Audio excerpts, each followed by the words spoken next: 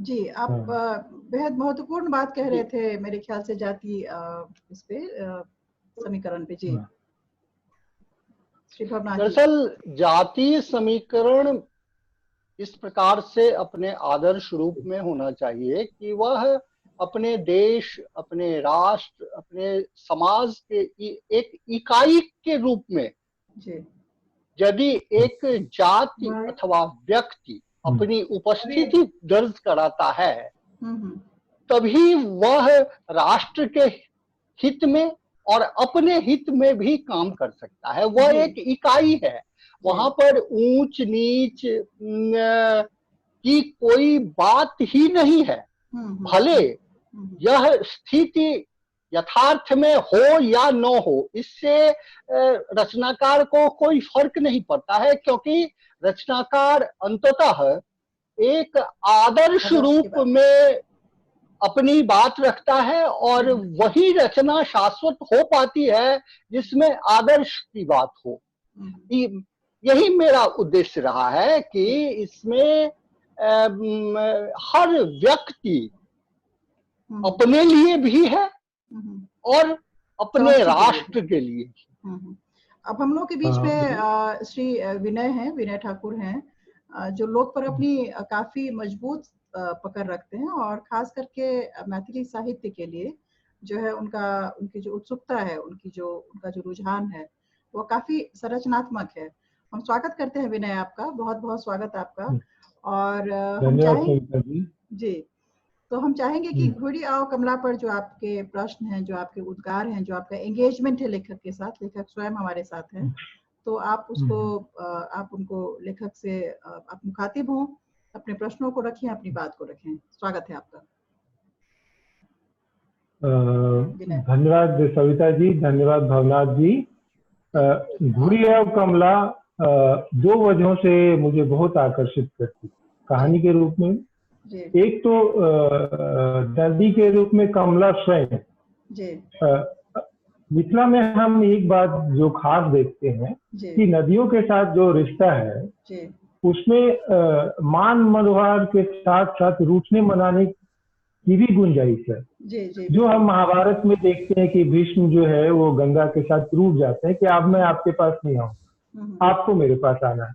मिथिला में हम देखते हैं यही काम विद्यापति भी करते हैं। वो अब कहते हैं अब हम नहीं जा सकते, आप ही को हमारे पास आना पड़ेगा। और भवनाथ जी की कहानी में भी जो पात्र है वो भी यही रूठता है कि अगर आप हमारे मनाने से नहीं आएंगी तो हम भी नहीं आपके पास जाएंगे। तो ये जो रिश्ता है वो बहुत ही नाजुक और बहुत आत्मीय तरीके से खास होती है, क्योंकि आमतौर पर जब हम नदियों की बात करते हैं तो हमारी जो दृष्टि है वो बड़ी नदियों पर और जिनका ज्यादा महात्म्य है उस पर है।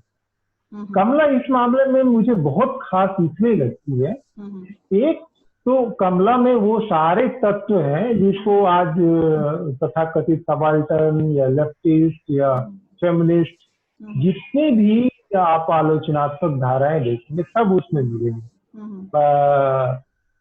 अगर थोड़ा लाइटर टोन में कहें तो लेफ्टिस्ट इनकी पूजा मलाह करेंगे, ठीक है, और इनकी कहानी में सब लोग हैं। मीरन फकीर भी हैं, ठीक है, और कोलवीरा भी है, और जो निचले तबके की जो वर्ग है वो भी है। और इनकी पूजा जिन चीजों से की जाती है उनमें भी बहुत कर्मकांड पांडित्य नहीं है, बहुत ही साधारण चीजों से पूजा है।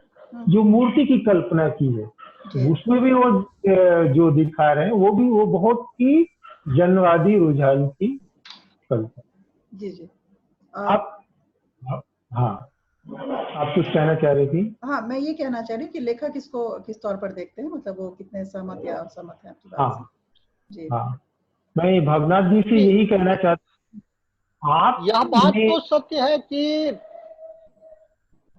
कमला के साथ ही नहीं, मिथिला में जितने भी आराध्य हैं, हम सूरज के साथ भी, कमला के साथ भी, रात्रि देवी, रात्रि के साथ भी ऐसा ही संबंध रखते हैं।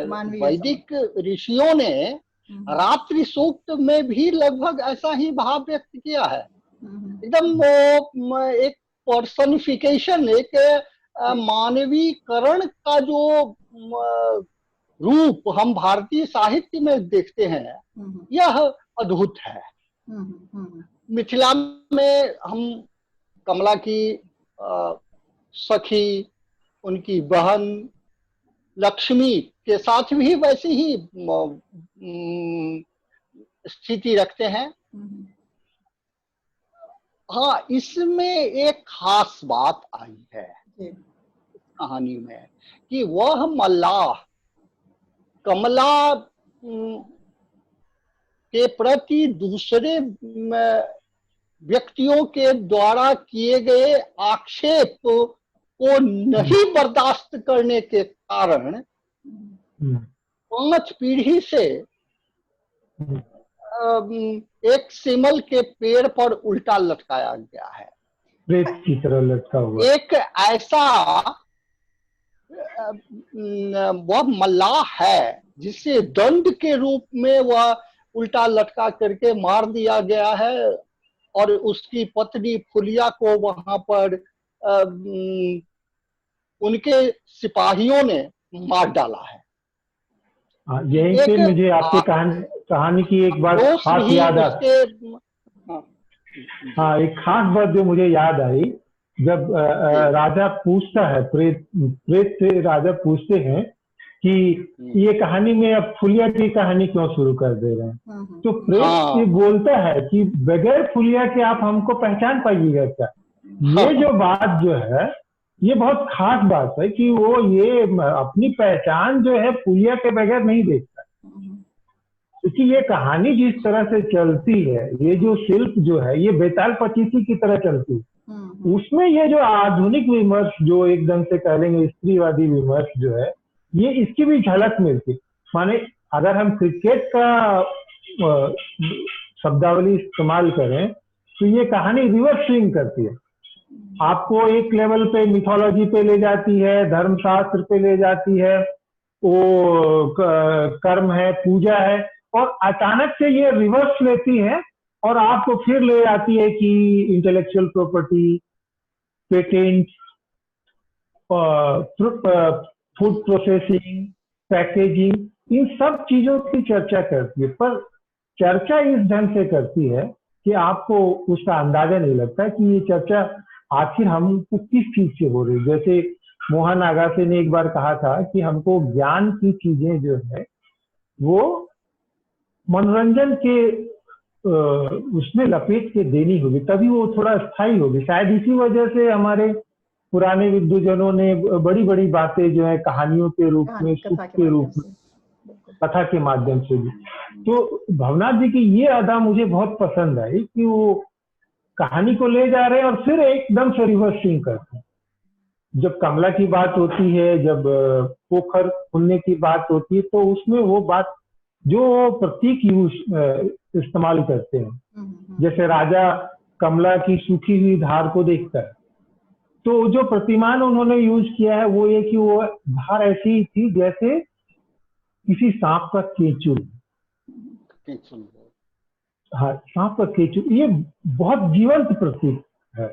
दोनों ही मरी हुई है, और शब्दावलियां तो खैर खास है ही, जो बहुत जगह अन्य चीजों में नहीं मिलती। जैसे इन्होंने इस्तेमाल किया है ठकासन, टिकासन, अट्ठा बज्जर, 5 अंगुर मुंह में लेकिन 8 बज्जर, कटबन की।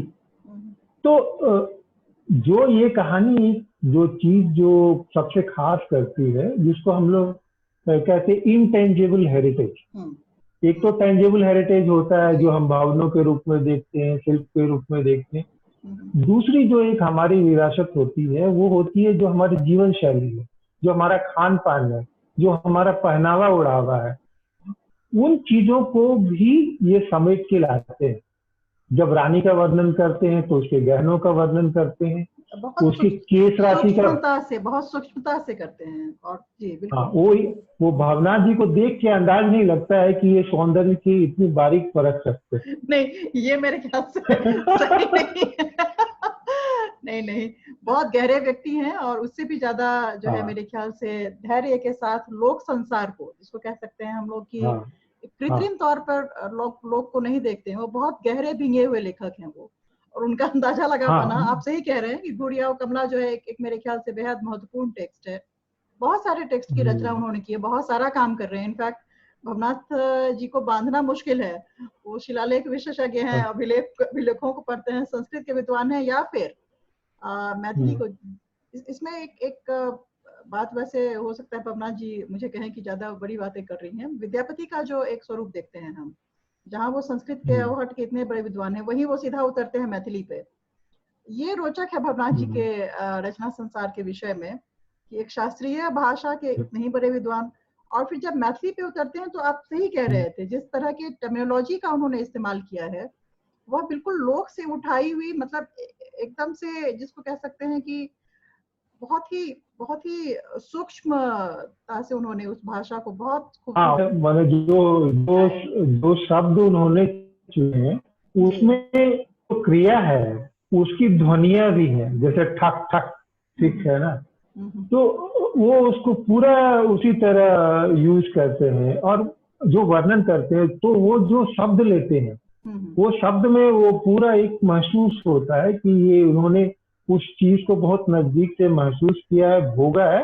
तो शब्द में बिंब भी उतने ही सजीव है जितनी उसकी ध्वन्यात्मकता। इस पर हम जो भवनाथ जी से कहेंगे कि ये जो शिफ्ट है, ये जो गियर चेंज करते हैं भवनाथ जी, इसके विषय में थोड़ा सा कहें कुछ। जी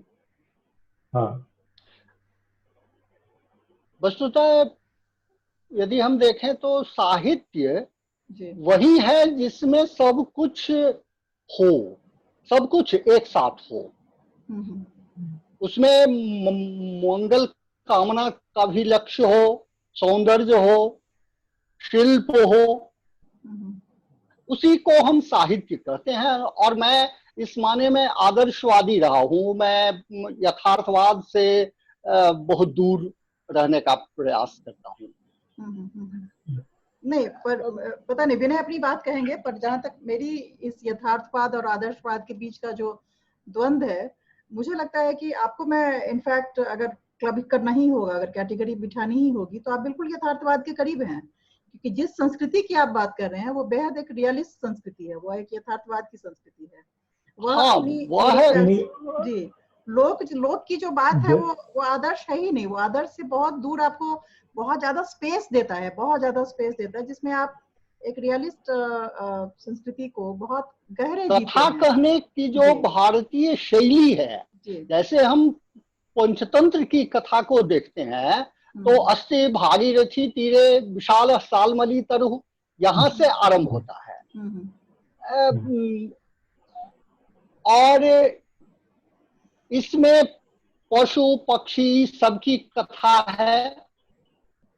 मैंने भी एक जगह कथा में ऐसा उल्लेख किया है कि एक सोन चिड़ै है जिसमें यह क्षमता है कि वह स्वर्ग तक चला जाता है। वह अपनी गर्भवती पत्नी के लिए चाहता है कि स्वर्ग से मैं कोई अच्छा सा फल लाऊं, लेकिन वहां पर वो खेद व्यक्त करता है पत्नी से कि तुम्हारे बिना मुझे अकेले स्वर्ग में पहरेदारों ने घुसने ही नहीं दिया।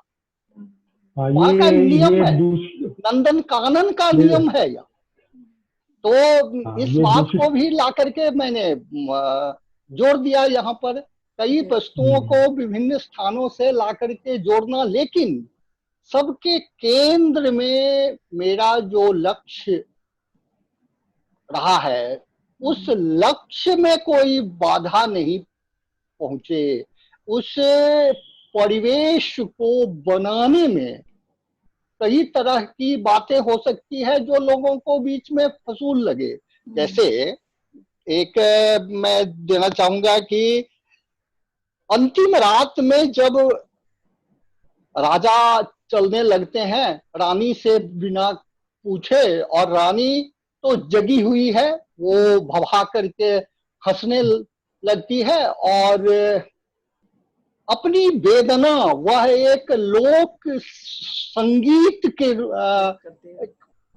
संगीत की शैली में व्यक्त करती है कि नैना के नोर सो कजरा, नैना के नोर सो दिया हम बारबे।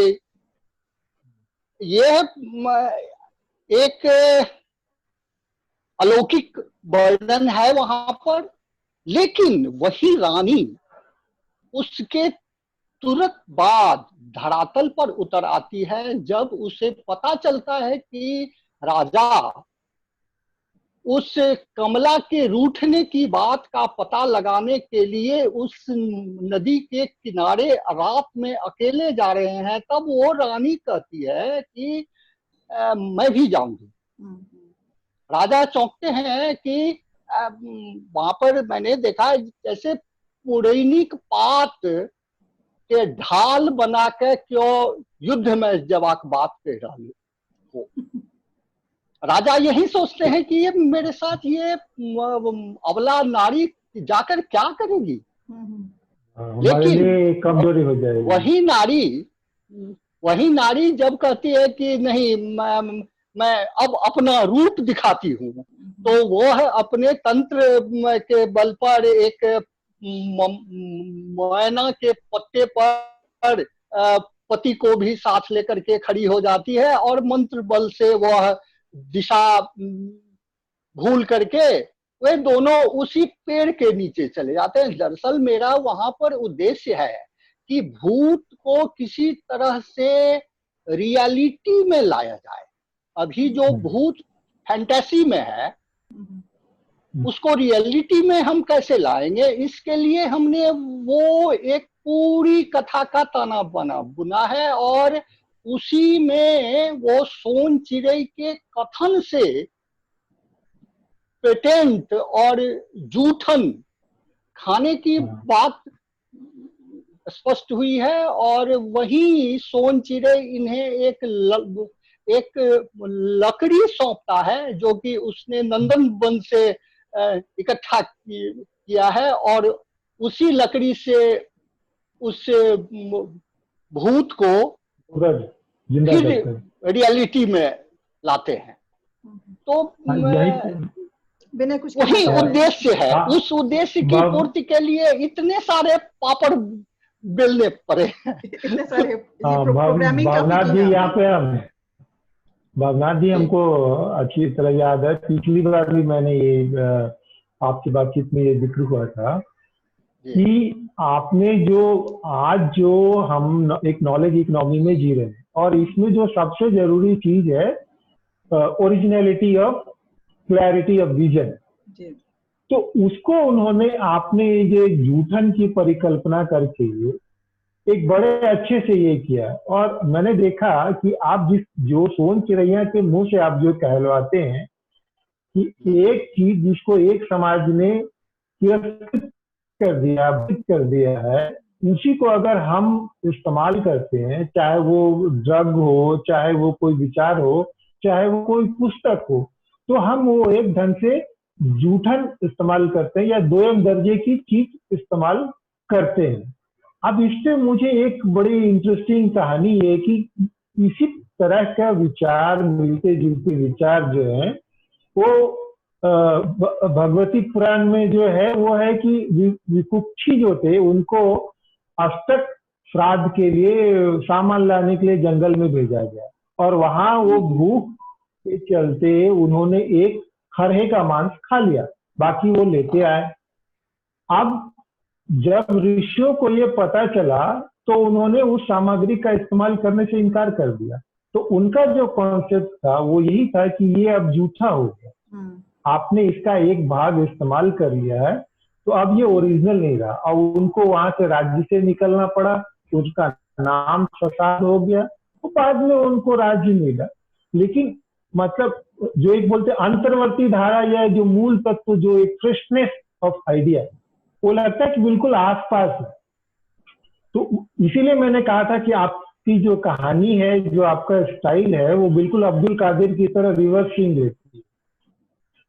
पहले तो ये है कि हमको कहाँ ले जा रही है, डाइंग जोगिन की दुनिया है, ये कमला है, ये भूत है और ये प्रेत है, इससे हमको हासिल क्या होगा।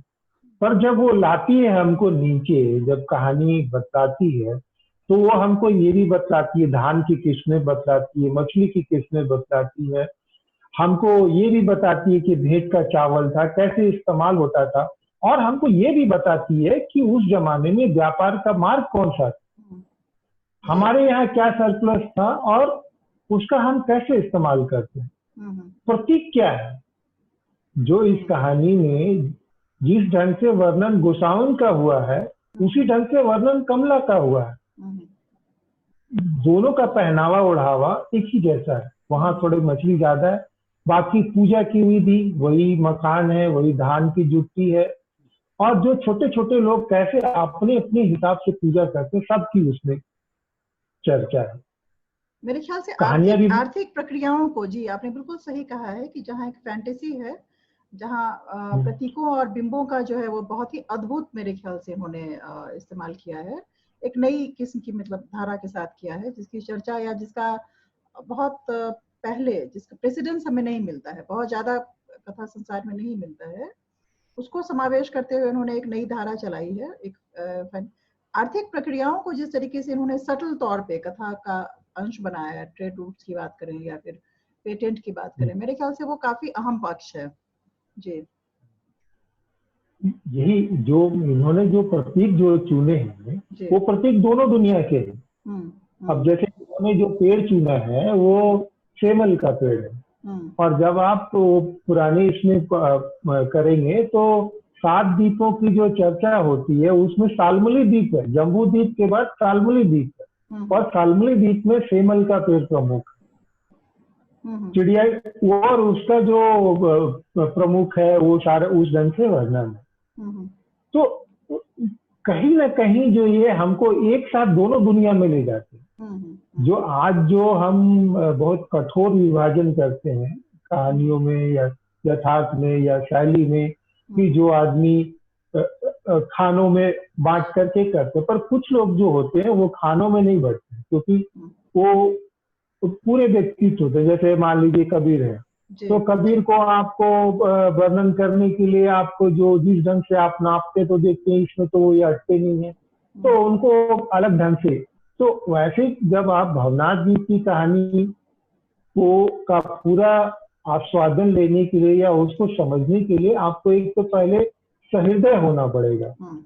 ये नहीं कि आप आधुनिक हो गए तो आपको उनको पूरी चीजें लगेगी कि ये तो एक पुराने पुरातन पंथी पंडित जी का ये कहानी है, ये तो मैंने सत्यनारायण कथा की तरह चल रही है, इसका हम क्या करेंगे। लेकिन जब वो केशो हलवाई के माध्यम से बात करते हैं, जब वो बात करते हैं तो उसमें सारी चीजें आती है, पैकेजिंग इंडस्ट्री की बात आती है, उसमें ट्रेड मोनोपोली की बात आती है, कैसे ट्रेड मोनोपोली हो रही है, और कैसे वो जो है जो हमारे पुरानी जो शिल्प है वो क्यों मरते हैं और कैसे मरते हैं, उसका बाजार कैसे जाता है। उन्होंने बोचा मियाँ की कहानी में बहुत अच्छे से बताया कि वो एक सलगा ये देती है, कैसे मिल का कपड़ा आता है, कैसे लोग जो है वो मॉनेटरी इकोनॉमी की तरफ से जाते हैं, और जो कहानी का नायक है वो भी पूरे दौर से गुजरता है। उसके घर में भी जो है ठक उपवास जो यूज किया है, ऐसी हालत आती है कि उनको ये चुनना पड़ जाता है कि वो क्या चुनेगा। वो अपनी खुशहाली के लिए अपने सिद्धांतों और अपने विश्वासों को छोड़ देगा या क्या करे। बड़ी दुविधा की स्थिति है नायक की। उसकी पत्नी भी जो है डावाडोल हो रही है, उसको भी उपास करेगा, फिर वो अपनी ताकत के जड़ों की ओर लौटता है। फिर सपने में उसको कमला दिखाई देती है और वो कहानी हो जाती है। मतलब अगर उसको आधुनिक कविता में कहीं ले जाएंगे तो फिर वो राम की शक्ति है। फिर आप लौट के अपनी जड़ों तक जाए जहाँ से आपको विजय का मंत्र मिले। विजय का मंत्र है वापस करके कमला से ही मिलता है, और वहीं से और वहीं से चीजें वापस लौटती है। मतलब मुक्ति वही, इन्होंने जो मुक्ति वही है जब आप जड़ों के पास लौट करके जाएंगे। पर इन्होंने जो टेक्निक यूज की है, जो कि वो एक त्रासदी से फिर उसमें जो आपको बीज मिलते हैं कि आपको अपनी संस्कृति कैसे बचानी है, आपको अपना पर्यावरण कैसे बचाना है, और चीजें कहाँ खो रही हैं। ये तो मेरे ख्याल से भवनाथ जी जिस सांस्कृतिक परिवेश से आते हैं, ये इनके लिए एक भोगा हुआ सच होगा। ये जो इन्होंने हर बार वो क्षेत्र जल प्लावित होता है, बर्बाद होता है, और उस विनाश से फिर नई कथा लिखता है। यह मेरे ख्याल से इनका स्वयं बताएंगे लेखक। मुझे याद है कि जब पहली बार आपने विनय ने ये पढ़ा था, और बहुत एक छोटा सा मंच है हमारा, उस पर जब हमने इस कहानी को दिया था, तो सिर्फ आप ही नहीं, जिस तरीके से लोगों का उद्वेलन हुआ था, और जन सामान्य का खास करके, मतलब एक जो उसकी जो पाठकीयता है या उसकी जो सरसता है जिस तरीके से, और हमने उसको अंश अंश में प्रकाशित किया था जानबूझ करके, ताकि लोगों की जो मतलब उसके लिए मांग है या उत्सुकता है उसको, हाँ, वो बनी रहे, और उसको थोड़ा सा हम उसको देखें, ऑब्जर्व करें, क्योंकि चिंता यही है कि साहित्य मरता जा रहा है। पर मेरे ख्याल से इस किस्म का साहित्य नहीं, जो एक खास पैटर्न में बंधा हुआ उबाऊ सा साहित्य है, निश्चित तौर पर उसे बहुत तरीकों से जो है वो मतलब एक उसका अवसान होना शुरू हुआ है, या बहुत दिनों से अवसान का वो मतलब एक त्रासदी भुगत रहा है। पर ये जो लोक कथा के माध्यम से इन्होंने जो साहित्य की रचना की है, वो बहुत ही रोचकता के साथ पाठकों ने पढ़ा, और विनय का तो बहुत ही ज्यादा जो है इसमें, मेरे ख्याल से विनय और भी बहुत सारे पाठक थे, पर खास करके विनय ने जो है इसमें बहुत। एक प्रश्न भवनाथ जी से ये रहेगा कि क्या यह इसको आगे में हिंदी पाठकों के लिए लाने की योजना बना रहे हैं, या अहम होगा? वस्तुतः हिंदी में इसका अनुवाद करना हमसे तो संभव नहीं होगा। इसका अनुवाद हम ये बंगला में, असमिया में आसानी से कर सकते हैं। जो लोक भाषाएं हैं, जो ऐसी भाषा जो जल क्षेत्र की भाषा है जी, उसमें तो अनुवाद संभव हो जाएगा। लेकिन अब जैसे एक इसमें पंक्ति है, पुखो रुखे चल गए। अब इसका हम हिंदी में क्या अनुवाद कराएंगे? इसमें पुष्य नक्षत्र की बात है, और एक डाक वचन है, पुख न राखे रुख। इस व्यक्ति को यह डाक वचन मालूम है, वही व्यक्ति समझ पाएगा, इस बात को समझ पाएगा कि पुखो रुखे चल गए। हाथियों गरज के चल गए, किछ नहीं भेले त स्वाति चिड़ै से, स्वाति से कौन आस। कुछ कह रहे हथिया नक्षत्र भी जब गरज के चला गया तो स्वाति नक्षत्र से क्या होगा? हाथी जैसा विशाल जानवर। एक और कथन है, दूसरी ओर हस्त नक्षत्र की बात है। तो इन मैं नहीं समझता हूँ कि इसे हिंदी में, खुद यदि मैं हिंदी में अनुवाद करूं तो इस कथा के साथ मैं अच्छा न्याय कर पाऊंगा। भवनाथ जी, कोई भी चीज जो कोई हिंदी भाषी क्षेत्र में व्यक्ति हो, नहीं, कोई चीज जो मूल्यवान होती है वो आसानी से मिलती नहीं। तो अगर हमको उसको हिंदी में लाना है तो निश्चित तौर पे हमको अतिरिक्त मेहनत करनी पड़ेगी, आपके साथ बैठना पड़ेगा और समझना पड़ेगा, तब शायद हम ला पाएंगे 2 बार या 3 बार या 4 बार। विनय, रेणु, तो आप करें, रेणु, फणीश्वरनाथ रेणु हमारे लिए एक इसमें वो हो सकते हैं, एक ऐसे एग्जाम्पल हो सकते हैं कि कैसे उन्होंने, जिसको आज देशी कह करके या भदेसी कह करके या ऐसी भाषा कह करके कि जिससे मेरे ख्याल से जन सामान्य का, ये हिंदी मेन स्ट्रीम का, मुख्य धारा का कोई सरोकार नहीं था। जी, इसमें सविता जी मैं एक बात ये बोलूंगा जैसे बहुत सारे लोग होते हैं, मोनोलिंगुअल बहुत कम लोग होते हैं, बहुत सारे लोग होते हैं जो आपकी मैथिली भाषी नहीं होते हैं, लेकिन वो जो सहोदरी भाषा का जो संस्कार होता है उसके चलते उसको आसानी से समझ लेते, बोल पाए लेकिन समझते और रसास्वाद जरूर लेते हैं।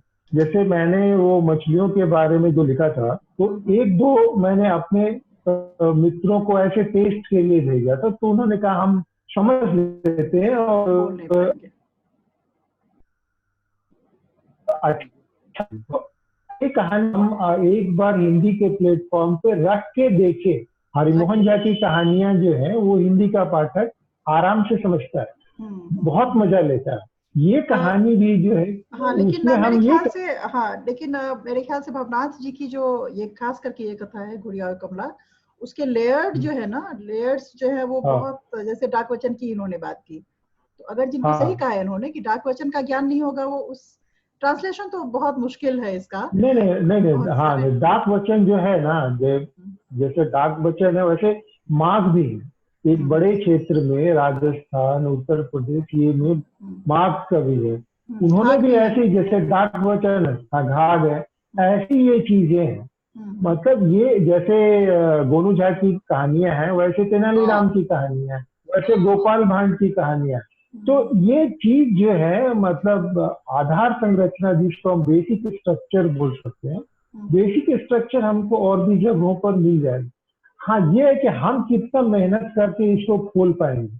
हमको हो सकता है कि ये महीना मेहनत करना पड़े तो हम उसको खोल पाएंगे, और हमको अच्छी बात है शब्दावली पड़ेगी। जैसे नागार्जुन ने भी वरुण के बेटे उपन्यास लिखा ही है, बहुत सफल उपन्यास है। तो हम यह भी हो सकता है कि इसको अनुवाद करने से पहले यदि एक बार वरुण के बेटे को पढ़ लिया जाए, फिर फणीश्वरनाथ रेणु को पढ़ लिया जाए, तो बहुत कुछ उससे सहायता मिल सकती है। मुझे यहाँ एक बात छोटी सी याद आ रही है, मैं कहना चाहूंगी कि आगे और भी बहुत सारे भाषा विशेषज्ञ हमारे साथ जुड़ेंगे, जो मेरे ख्याल से और भी विशेषज्ञ हमारे साथ इसी मुद्दे पर बातचीत करने के लिए जुड़ेंगे, उनसे बातें और स्पष्ट हो पाएंगी।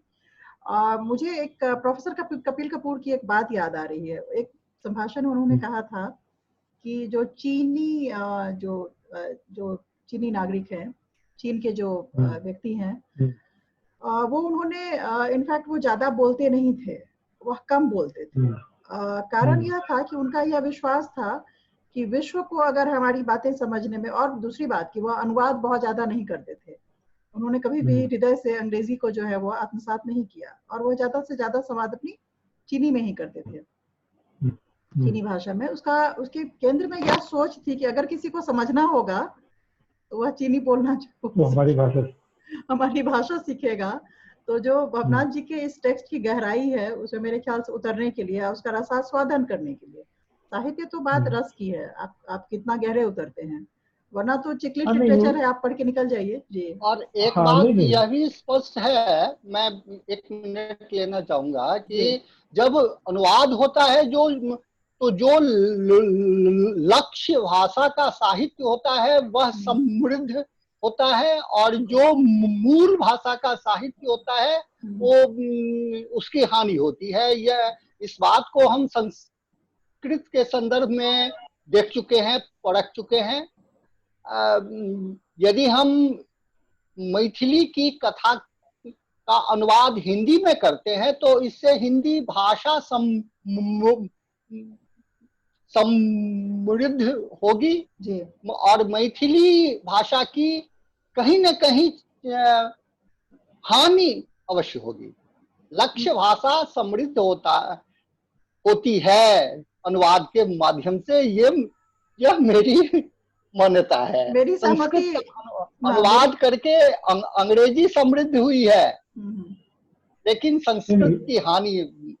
मेरी सहमति इस धारा के साथ नहीं है, विनय अपनी बात कहेंगे जी। मैं ये कह रहा हूँ कि कई बार जब आप, क्योंकि हमारे सामने जो चुनौतियां हैं, हमारे सामने बड़ी चुनौतियां ये है कि हमारी जो नई पीढ़ी है, हमारी नई पीढ़ी हमारी पुरानी चीजों को जिनमें सारी चीजें आती है, उसको बहुत संदेह की नजर से देखती है और उनके सामने जो कसौटियों लेके वो चीजों को परखते हैं। और वो जो एक चीज जो धारा हमसे दूर चली गई, जो आप जैसे कह रहे हैं कमला की धारा दूर चली गई, आप पलट के लाना चाह रहे हैं, तो ऐसी एक ऐसी हमारे पास एक वर्ग है जिसमें मैं अपने आप को भी गिनता हूँ। ये बहुत संयोग ही है कि सविता जी से मुलाकात हुई थी और मैं मधुबनी लिटरेचर फेस्टिवल में गया और कितने संकोच के साथ मैंने पहली बार मैथिली में लिखा, वो सविता जी जानती। लेकिन हमको इसकी जरूरत है, थोड़ी नहानी तो होगी, लेकिन हम हिंदी से भी चीजों को लेके जा सकते हैं।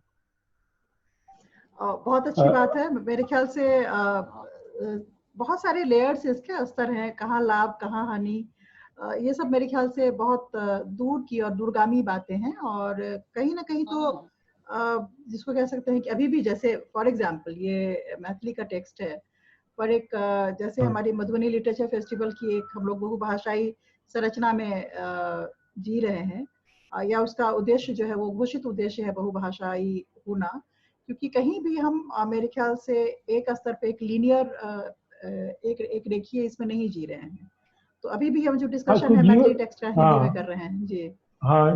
क्योंकि जीवन ही जो है और संवाद ही जो है ये लीनियर नहीं है, ये कोएक्सियल है। खास करके जब हम लिखे हुए शब्द से जब बोले हुए शब्द और देखिए मैंने जब हम ऑडियो विजुअल में आ जाते हैं, तो ये सारा जो मीडियम का जो स्ट्रक्चर जो है और मीडियम का जो प्रोसेस है, यही लीनियर है, मल्टी लेयर्ड है, कोएक्सियल है जी। और जिसको हम बोलते फैक्टोरल है, जिसमें चीजें बहुत सरल हैं, ध्वनि है, शब्द है, छवियां हैं, सब तैर रही है जी। तो ठीक है, आप जी इन बातों को ध्यान में रखते हुए अब मेरे ख्याल से जो इसका अगला भाग होगा इस बातचीत का, उसमें हम और भी इन चीजों को एक्सप्लोर करेंगे, इसके बारे में बातें करेंगे। अभी के लिए हम विदा लेते हैं और आगे जो है इस डिस्कशन को जारी रखा जाएगा और अब दारोमदार विनय पर रहेगा सारा। अभी के लिए विदा, प्रणाम जी। धन्यवाद।